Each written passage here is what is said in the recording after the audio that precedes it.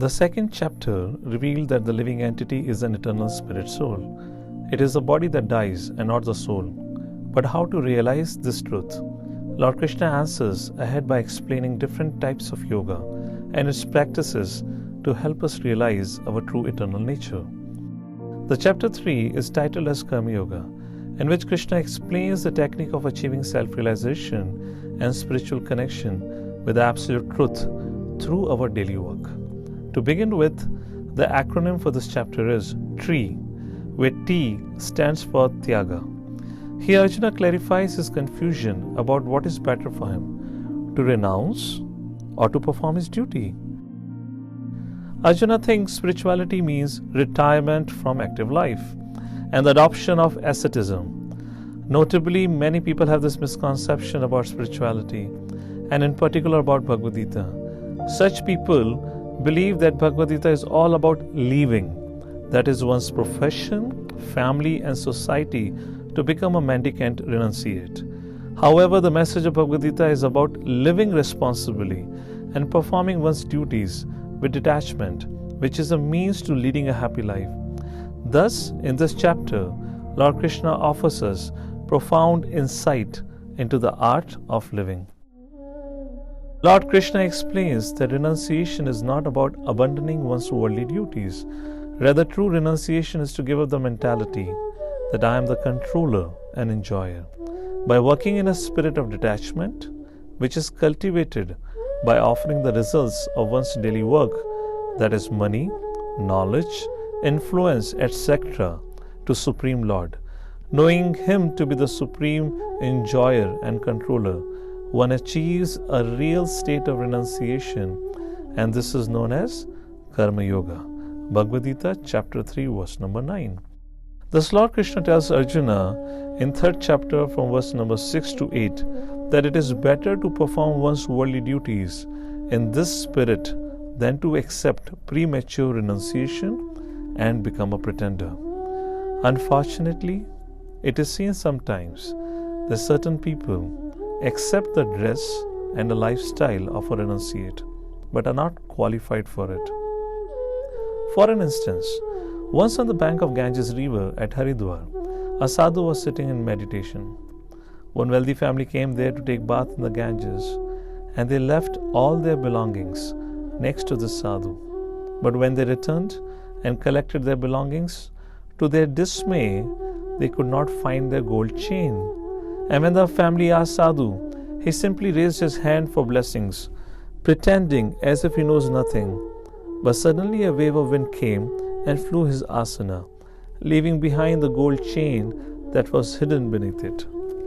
In essence, Lord Krishna advises Arjuna not to be an escapist, which is an easiest response in times of difficulty.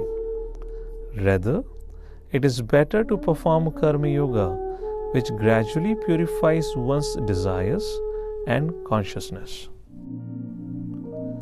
Arjuna reflected and thought, what about those people who cannot perform Karma Yoga? How can they advance? To work without selfish motivation is undoubtedly an advanced stage of spiritual realization. Next, in verses 10 to 16, Krishna explains how to progress to such a level by describing rungs on the yoga ladder. On the lowest level is Karma Kanda, where one desires worldly enjoyment but tries to achieve it through religious observances. But when one realizes the futility of material enjoyment, they progress to Sakama Karma Yoga, where one begins to offer a portion of his results to Supreme Lord, but still maintains some selfish motivation. At the next stage of Nishkam Karma Yoga, he offers everything to Supreme Lord and accepts only necessities for his maintenance. Those who progress to this level of spirituality become peaceful and freed from all worldly attachments. Arjuna understood and agreed that Karma Yoga is the best practical process by which one overcomes his worldly desires and attachments. But then Arjuna had a thought. Can a person who has achieved perfection through Karma Yoga retire, and simply meditate on Supreme Lord? In other words, Arjuna thought that as he has no worldly desires and aspirations, so he should retire to the forest. This brings us to the third section of this chapter in verses 17 to 35, where E stands for exemplary. Here Lord Krishna advises Arjuna to perform his duty for the sake of educating the people in general, because, as Krishna speaks in 21st verse of chapter 3, whatever action a great man performs, common men follow, and whatever standards he sets by exemplary acts, all the world pursues. Krishna quotes his own example and tells Arjuna that even I perform my duties when I descend to this world, although I have no material desires, in text number 22 to 24. Then Arjuna thought, well, let me set an example of renunciation. Lord Krishna responds to Arjuna in verses 26 to 29, and he says, most people are not qualified to follow the example of renunciation. If an unqualified person, that is, who has a lot of material desires, renounces worldly responsibilities, he will eventually try to fulfill it through irresponsible means. Thus, Krishna states the purpose of Bhagavad Gita in verse 30. Therefore, O Arjuna, surrendering all your works unto me, with full knowledge of me, without desires for profit, with no claims to proprietorship, and free from lethargy, fight. And finally, Krishna concludes this discussion in verse 35 by stating, it is very dangerous to give up one's own duty and try to follow someone else's path.